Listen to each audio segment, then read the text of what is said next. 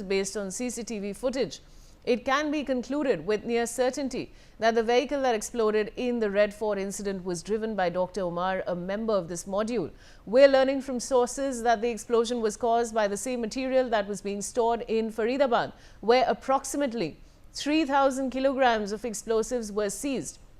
Whether this explosion was pre-planned or accidental will be revealed through further investigation.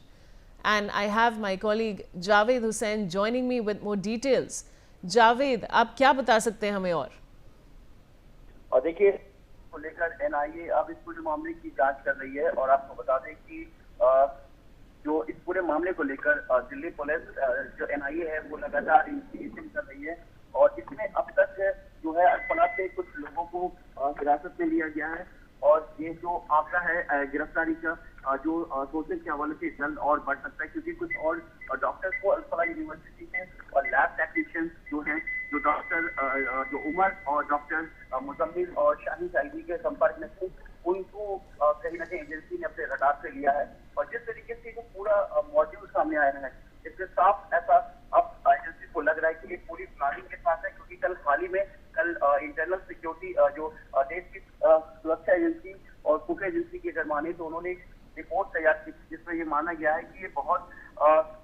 जल्द इस तरीके से blast हुआ क्योंकि ये ब्लास्ट करने का इसके पीछे का मकसद नहीं था और ये जल्दबाजी में हुई है और इन्हें ये जो पूरा एक जो गाड़ी जिस I-20 में ये जो पूरा एक्सप्लोसिव था ये जिससे ये पूरा ब्लास्ट हुआ है ये कहीं ना कहीं इसे कहीं और शिफ्ट करना था और जिस तरीके से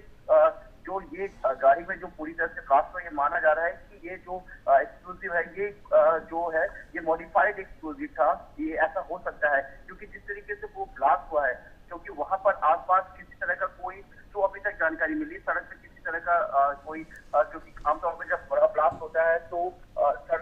सड़क के आसपास या किसी ऐसी लोकेशन पे तो वहाँ एक बड़ा गड्ढा का इस तरह से हो जाता है उस प्रेशर से लेकिन इसमें जो है अभी तक ऐसा कुछ नहीं मिला और ये माना जा रहा है एजेंसीज की तरफ से कि इसमें मॉडिफाइड एक्सप्लोसिव हो सकता है एजेंसी हर एक एंगल को लेकर इस पूरे मामले की जांच कर रही है जिस तरीके से अभी एक सीसीटीवी फुटेज जो फरीदाबाद जो दिल्ली से सटा हुआ फरीदाबाद हरियाणा का इलाका है वहां पर सेक्टर 33 में एक सीसीटीवी फुटेज जो है एजेंसी के हाथ लगा है जिसमें ये दिख रहा है कि डॉक्टर जो उमर उस I-20 में बैठा है और उसके साथ एक और उसका क्लोज एसोसिएट है इस गाड़ी में मौजूद है जिसके बारे में बताया गया है कि वो तारीख लग रहा है तारीख वही शख्स है जिसका जिक्र आ रहा है कि वो जो है जिसकी जो लास्ट जो गाड़ी जो पहुंची थी वो तारीख के पास पहुंची थी तारीख जो है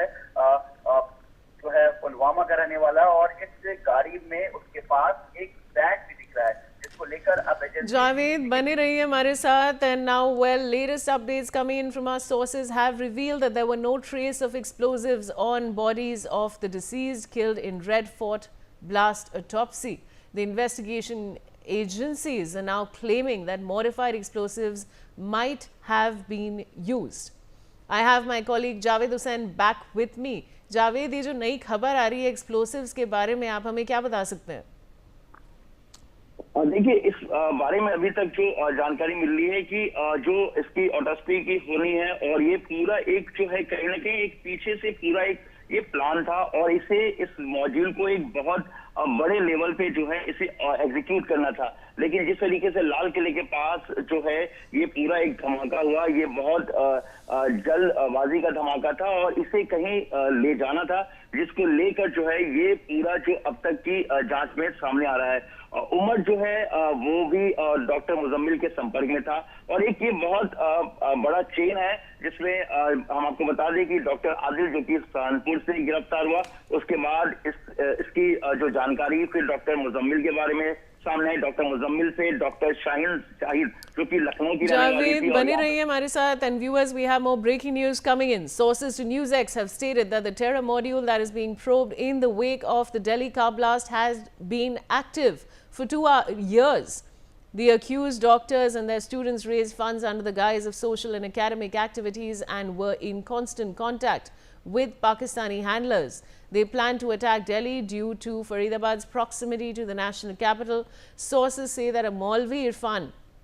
radicalized the three doctors, Muzammil, Adil and Omar, on the instruction of Pakistani handlers. They used encrypted communication systems to avoid interception by security agencies. I have Javed back with me. Javed, ये जो नई खबर आ रही है जो हमारे sources ने news x को बताया, उसके बारे में आप क्या बता सकते हैं हमें? जिस